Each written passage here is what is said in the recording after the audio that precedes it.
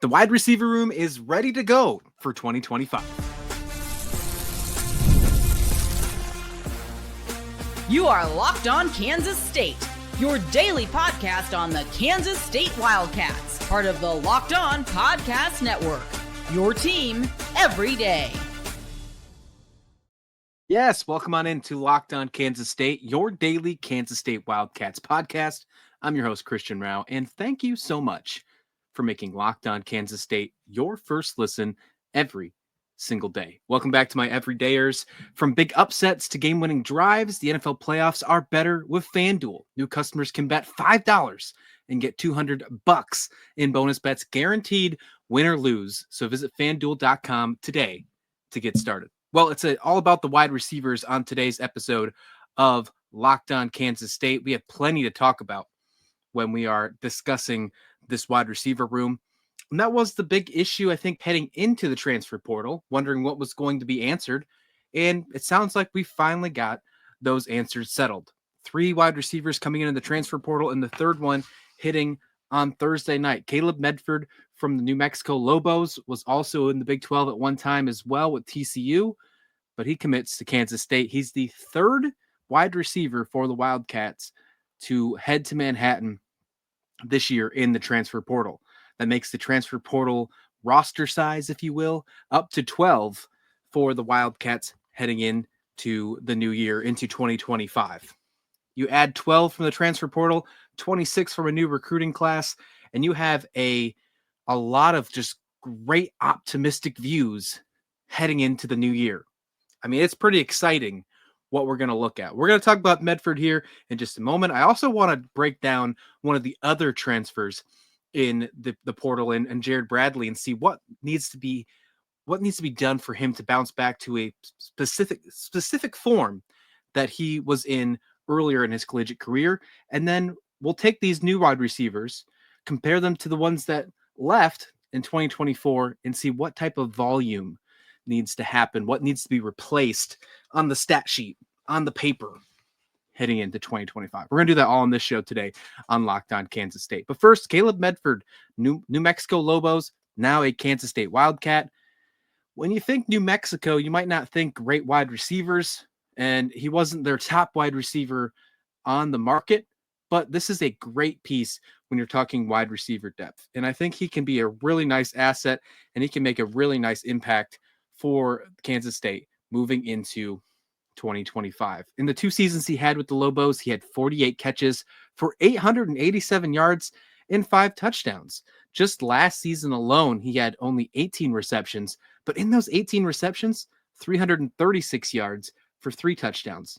That's over 18 yards. That's almost 19 yards per catch. So you're telling me that's some big time production when he gets an opportunity to do so. And that's exciting. You gotta be excited about knowing you're bringing in a guy that can make big impactful plays. And I'll tell you, it's not just at a lower level. Although he played for New Mexico had a pretty tough non-conference schedule just this season alone. And we got to see him play some pretty good football. There was a game against the Auburn Tigers, SEC playing against the SEC, and he made some very great catches. You check the thumbnail on YouTube right now. One of the catches is against the Auburn Tigers. He had some really good catches in that one that was like close to the out of bounds range as well, other than that other catch we talked about on the thumbnail today. He had some really good catches in that game. We might as well actually check out that stat line. He had 2 catches for 45 yards in the game against Auburn. His best game of the season in 2024 came against Wyoming, 4 catches for 46 yards, at least on a reception standpoint. On a yardage standpoint, New Mexico State, their rivals, they won in a 50-40 shootout, and he had 2 receptions for 91 yards. So not a lot of catches from this guy when it talks about per game. The best receptions he had in 2024 was 4. Other than that, he had either 1 or 2 all season long. He made at least 1 catch every single game that he performed in 2024. So there is some sort of production, but nothing to like bat an eye, nothing that's super flashy. But when you dig farther into the numbers and check out the average, I think the average is really important here. It's pretty high. I mean, with the exception of his game against Arizona, at least he had at least 10 yards reception. So he had at least every catch. Would you have to make the assumption that was for a first down? He moved the chains. He kept the drive alive. And if you're going to be the third, fourth, or a depth wide receiver piece moving into 2025 on this Kansas State squad, coming in and being one of those players that can just move the chains, be impactful when needed, that's exactly what you're looking for. That also means you're probably not going to be double covered. So you have the opportunities to make big plays. And that's probably where a lot of these came in. He had multiple games where he had really long receptions. Just looking at this against Washington State early in November in 2024, he had a 42-yard reception. Washington State was ranked at the time. Against New Mexico State, one of those big catches was for 47 yards. He also had one, if you're putting the math together, he had one for 44 yards. So he had two big receptions in that game. And then against Auburn, he had a 41-yard reception. So he had 1, 2, 3, 4. He had 5 receptions out of his 18 receptions that were over 35 yards in 2024. That's quite impressive. And if you're a guy that liked when Jace Brown had those highlight reel catches that went deep, adding one more piece to the puzzle, like a Medford right here, is only going to be helping that narrative even more. It takes some slack off of Jace Brown when he's on the field, especially when you're in situations that could allow a deep ball. Talking about, second and short situations. If you're at like a 2nd and 1, 2nd and 2, you have that prime opportunity to take a shot down the field. Those are the perfect times for Caleb Medford to sneak on the field and make something like that happen. I don't know if I talked about his height, weight, but 6'1", 198. He is going to be a senior heading into it. He is from Henderson, Texas. He did start his career, as I mentioned earlier, in the Big 12. So this will be a Big 12 reunion. Started his career with TCU for 2 seasons, but he didn't have anything on the stat sheet. He appeared in 6 games, but had no stats, according to ESPN. If you look at his career stats, the only thing that shows up is New Mexico. So 2 years in New Mexico, heading back to the Big 12, this time Manhattan. And I think he's going to be an interesting piece. I think he can be super impactful. And I don't think he's going to be the wide receiver 2 that we're looking for out of this portal. I think the other 2 transfers in either Tibbs or Bradley are going to be battling for that spot, in my opinion. But when it's all said and done, I could totally see us talking about Medford being the most impactful piece out of this wide receiver core, because there's a very good shot that he could lead the 3 transfers in touchdowns. He potentially could lead the 3 transfers in yards, even if he has less receptions than both of them, because he has that big play threat. And that's exactly why I think he's going to be on this roster and probably has a really good shot at being, one of the 105 when it's all said and done heading into 2025. I got some numbers on this nice little notepad here. Really excited to talk about them. We're going to dig into some wide receiver volume talk on this show today and what needs to be done to make sure that not only are we making the wide receiver group just as good as 2024 when it comes on paper on the stat sheet to help Avery Johnson make that next step forward, but to make them even better. And the numbers that we left, numbers that are of the wide receivers leaving and the ones that are coming in, gives you a really optimistic view. But first, I want to talk about Jared Bradley, and that's where I want to direct this next conversation to first, on what his college career started like, where it went, and now since he transferred to Kansas State, how do we get him to his premier performance for his final years of eligibility with the Wildcats? We'll do that all here right on Locked On Kansas State. Well, this message is from our sponsor, Intuit TurboTax. Are you tired of endlessly waiting, wondering, and worrying about your taxes? Well, now that's a thing of the past. You see, taxes don't need to be complicated or stressful. TurboTax is here to change the game by matching you with TurboTax experts who can get to work on your return right away. No more waiting for answers, no more wondering if you're missing out on deductions. Whether you've got 1 form or 20, TurboTax experts give you the taxes to their undivided attention, while you get real-time updates on their progress so you can focus on what really matters.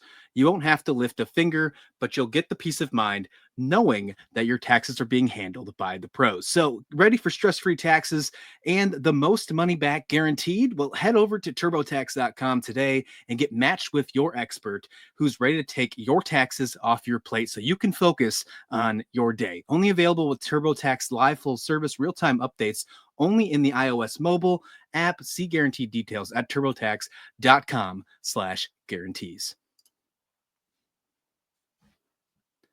And welcome on back to Locked On Kansas State, your daily Kansas State Wildcats podcast. I'm your host, Christian Rauh. Hey, we're discussing and being excited about, and we should be, our 12th addition to the transfer portal, Caleb Medford, third wide receiver out of the group. And now this wide receiver group seems to be finally solidified. I think we finally have our answer about who we're heading into 2025 with the Kansas State roster. And that was a big deal. We started off the offseason with a lot of questions. What was going to happen with this wide receiver group? We thought we were going to lose Jace Brown for a minute. Thankfully, that didn't happen. We did wind up losing players like Keegan Johnson and Trey Spivey to the portal. Players like Dante Cephas and others left because of eligibility, heading to the draft, etc. But we bring in 3 other players, and I'm really excited to talk about them and what they can contribute to heading into 2025. And one of the players that I want to focus on this segment here is Jerron Bradley. He was with Boston College last year. He's going to be a senior, 6'5", 222. That's the biggest thing that a lot of people are focusing on heading in to Kansas State. 6'5", 222 out of Frisco, Texas. And that 6'5" portion is huge. When we talked about him initially, when he just committed to Kansas State, we talked about that size and how Kansas State was really looking to bring in more size to the wide receiver room. And that's exactly what they did. Every single wide receiver they brought in this transfer portal window, out of the 3, I think the smallest one is Medford, and he was 6'1". Bradley's the tallest one of the group, 6'5", and I think he's going to be an absolute threat when it comes to the red zone. And I mentioned how that was going to be such a huge asset for this team because we weren't really quite sure about what we were going to get in goal line situations. Now, he committed before the Rate Bowl game, so we had this conversation before we saw what guys like Jace Brown and Dylan Edwards did in that game. However, with the change of losing DJ Giddens in the backfield, and obviously a lot of the touchdown passes went to tight ends in 2024, and I don't see that changing too much in 2025. That's a comfort level on Avery Johnson, and our tight end room is great. It's only getting better with the assumption that Lincoln Cure is going to keep that momentum going. But to add that extra level of just danger, just another weapon in the goal line situations, in the red zone, if you will, a 6'5" guy that can finally handle that fade route is something that is nothing to bat an eye about. So really excited to see what we can get from Jared Bradley, but how do we unlock his full potential? And the reason I say that is because just like Medford, he started his career off in the Big 12 and then transferred elsewhere. He went to the ACC and he went and hung out in the Northeast in Boston College with the Golden Eagles. And in 2024, if you go and look at his numbers, you would hope that they would progress. And that was anything but. He had his worst season last year in 2024, only 6 receptions for 94 yards. He did have 2 touchdowns. Now, out of those 6 receptions and almost 100 yards, that does average to almost 16 yards per catch. And I love talking about that average because it puts it in perspective. When he was on the field and producing, what were those catches doing? You can't go back and watch every single catch from every single player we get, every single play. We just don't have enough time. So we have to utilize some of these stats and put it into perspective and see what were they doing? And average does a really good job in my mind, in my opinion on that. So either way, Boston College, only 6 receptions, 94 yards and 2 touchdowns. Now there were some conversations saying that the reason that he was not producing at Boston College was due to some injuries. There was some talks about potentially being ill or sick, but none of that was confirmed. Now, the reason I think that he's coming to Kansas State is obviously not because of his production at Boston College. He played 3 seasons at Texas Tech before heading to Boston College in 2024. From 2021 to 2023, we saw him we had a front row view of seeing him play for the Red Raiders. In 2022, he was at a prime form. And if we can get just a little bit of that back, I think we have our answer for who's going to be wide receiver 2 for this team in 2025. In 2022, Bradley had 51 receptions for 744 yards and 6 touchdowns. That would easily be wide receiver 2 on this team in 2025. There is no doubt about that.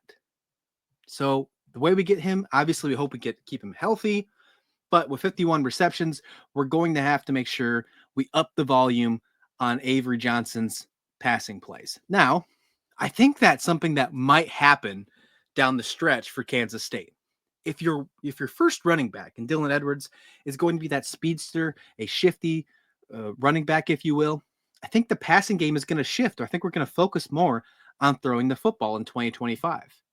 Now, I think the volume for Dylan Edwards is going to be high, but I think a lot of his stuff will be swing passes and maybe off-tackle runs. But it's going to open up the pass. You're going to have to find a way to control Dylan Edwards in the backfield. And hopefully with Joe Jackson and Gabe Irwin Jr., who we just got in the transfer portal, even when Dylan Edwards is on the sidelines, there's always going to be a threat in the backfield. And not even mention the legs of Avery Johnson. We all know that he is back there doing some great things. He's like a running back at the position that can throw the ball immaculately. So yeah, a lot of really good things about this offense heading into 2025. But in order to get Bradley to make that next step forward, you're going to have to get some volume to him. And last year, our second wide receiver on the team, Keegan Johnson, only had 29 receptions. So you're going to have to up that. Jace Brown still should get his, but in order to get a second wide receiver in the looks a little bit more, and in the eyes of what Bradley can do, if you get him the ball in 2022, his average yards per reception was almost 15 yards, and he picked up 6 touchdowns while doing so. Now, I imagine I didn't go back in 2022 and look at all his touchdown receptions, but I imagine most of those were probably in red zone or goal line situations. It says that his longest reception was 47 yards. I don't know if that was for a touchdown, but regardless, you have to make that assumption that at 6'5", you're probably getting some of those really short touchdown receptions. But 6 is an impressive feat. Add that to what you already have in the tight end room. Add that to what you already are expecting to get out of Dylan Edwards and Jace Brown, which you got a nice taste of in the Rate Bowl. And I think you're going to see that even more at a higher level starting week 0. You just got a taste. They have all off season to plan this now. And you're surrounded by these big wide receivers as well. I think this offense has a very strong case to be one of the most explosive offenses in the Big 12 conference if they do it right. The way that they've recruited, the way that they've brought in the transfer portal, Chris Kleiman and the rest of his offensive staff, if Connor Riley can solidify and focus on his play calling a little more. I know that's been questionable at some point in his tenure, if you will, as offensive coordinator. If we get some of the answers we saw in the Rate Bowl into games that actually matter, starting in week 0, I think we're in for a really, really good season, folks. And I think we have a lot to be excited about. But I'm just saying this all right now, and this is more of the eye test, more of how we can do it, and just talking about his volume. But speaking of volume, let's talk about actual numbers. Let's take the players who left in 2024. Let's talk about their actual numbers. So let's put them all together. And then let's talk about what needs to be replaced. And then we'll discuss with these new 3 coming in right here on Locked On Kansas State. Well, from big upsets to game-winning drives, the NFL playoffs are better with FanDuel, because right now new customers can bet $5 and get $200 in bonus bets guaranteed. That's $200 in bonus bets, win or lose. The FanDuel app gives you everything you need for live bets, same-game parlays, and so much more. Same-game parlays are my jam right now, and especially with the NFL playoffs coming up, which I know I mentioned this yesterday, but we are in like a prime long weekend of fantastic football right now. Started last night with the first game of the college football playoffs, all the way into Monday. You have plenty of good football to check out, some single game parlays. That's where I'm at with FanDuel. So Just visit FanDuel.com today. Get started with $200 in bonus bets with that $5 bet guaranteed. That's FanDuel.com. Make this playoff season unforgettable with FanDuel, the official partner of the NFL. All right, let's put a bow on this one right here on Locked On Kansas State. Hey, but first, for your second listen, check out Locked On Big 12. You might have saw the Locked On Big 12 squad show dropping on the Locked On Kansas State YouTube page on Thursday. We're going to have that for you every Thursday, the squad show. But just like this show, Monday through Friday, Drake Toll takes you through the entire conference and talks about the Big 12. He does a very good job with it. So go ahead and give that for your second listen of the day. Again, thank you for my everydayers for being here. Thank you for making Locked On Kansas State your first listen of the day. If you haven't already done so, we are very close to 500 subscribers. This really nice long weekend, while we're hopefully celebrating another ranked win at home against the Houston Cougars. I hope that happens, by the way. And while we're enjoying some football, go ahead and hit that subscribe button. Hit like, all that good stuff on this video if you're listening right now. Help it out. Help the algorithm push it out to more Kansas State fans. And leave a comment. Drop a comment where you're listening. Drop a comment of who your favorite player from the transfer portal is so far. I want to hear from you. So thank you so much for listening. But let's talk about some volume here. And I got this nice paper here. I'm going old school. I'm one of these guys that hate typing on the computer. I can't stand it. I mean, if I have to do it, I will. But I'm good old fashioned. Give me a pen and a paper, and I'll read my chicken scratch to you. So what I want to talk about here is we have 3 wide receivers essentially that left the program, and at least with major production, if you will. Keegan Johnson, who finished 2024 second on the team in receptions, or in yards, if you will, 29 receptions, 359 yards, and a touchdown. Then we add Dante Cephas to the mix. He declares for the NFL draft. He also didn't have any eligibility left. He was 6th on the team, 15 receptions, 184 yards, but no touchdowns on the season. And then in 7th, Trey Spivey. I know this was a tough one for all of us to lose. I think that is starting to feel a little better now after what we got from the transfer portal. Regardless, he was 7th on the team, was starting to rise up towards the end of the season. But regardless, 14 receptions, 160 yards, and 1 touchdown. Now, for whoever's counting, if you did the calculations in your head, if you did, bravo. I needed a calculator and an abacus. But the receptions altogether totaled was 58 for 703 yards and 2 touchdowns.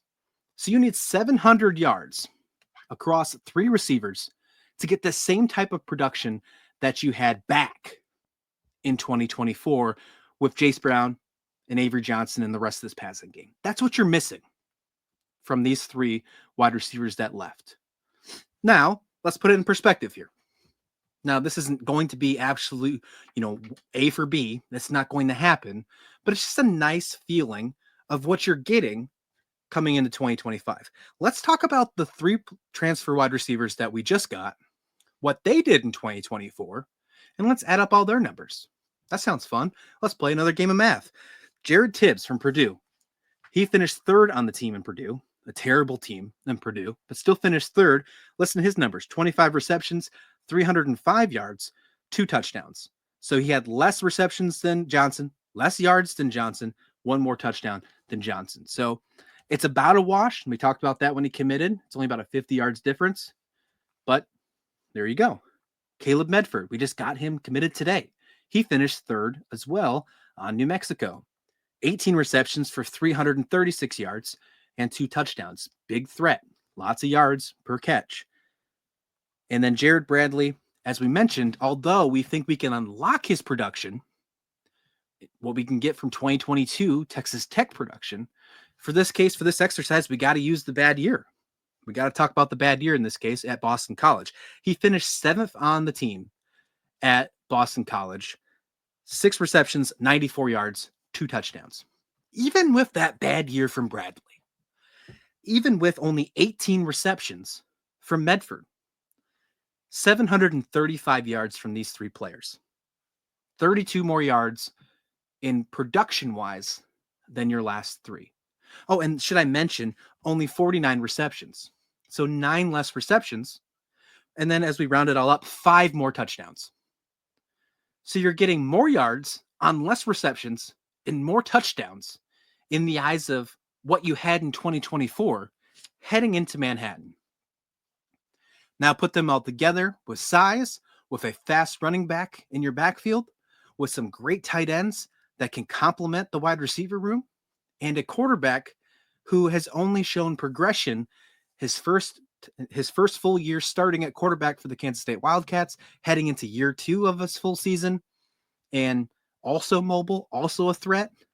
It's going to be very hard to double team anybody. How can you not be excited? I think there's plenty to be excited from here.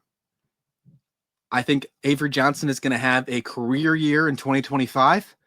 I think he's going to have even more yards than he did last season because they're going to throw the ball more, because he's going to have even more weapons. And I think there's going to be a lot more to be. It's just going to be very difficult for the defenses to pick just one player to focus on. Now, that focus is mainly going to be a Dylan Edwards or a Jace Brown. But once they start doing that, you have a Caleb Medford that can sneak out and make those big plays. You hopefully have a Jared Bradley who takes that step forward that he did in Texas Tech and maybe gets, instead of 6 receptions, even if it goes up to 30 receptions, not the 50 something we had from him in 2022, but if we can get him 30 receptions, I mean, Keegan Johnson had 30 receptions in 2024 and he finished second on the team. And then Tibbs, who was very close on the worst team, arguably in the Power 4, was very close to the same production as Keegan Johnson just this past season. If you can get both Bradley and Tibbs towards that type of production, even if that means Jace Brown takes a small step backwards, knowing the threat that he is on the field, you're in a very good spot heading into 2025. Am I wrong for being this excited, for being this motivated heading into the new year when I see this wide receiver room? Because although they're not the greatest names, and although last Friday we're talking about hopefully a guy like Malik Benson would join, but he went with the Oregon Ducks, these teams, these names, these productions that we've seen and what they've shown on the field should be good enough for Kansas State to take that next step forward, compete for a Big 12 championship if the offense continues to do well, and potentially find themselves in the college football playoffs next year. Let me know if I'm overstepping. Let me know if you think I'm just completely out in left field, or if you agree with me, let me know. But until then, we'll be back here next week. Hey, I got some fun things planned for us next week, a couple surprises up my sleeve as well. You don't want to miss it. I'm going to hold it in my sleeve, hold it back. I got some guests coming on. You might know them, but I'm really excited to have some new stuff heading your way from Locked On Kansas State. So if you haven't already, please like the video. Please subscribe. We'll see you next time right here on Locked On Kansas State.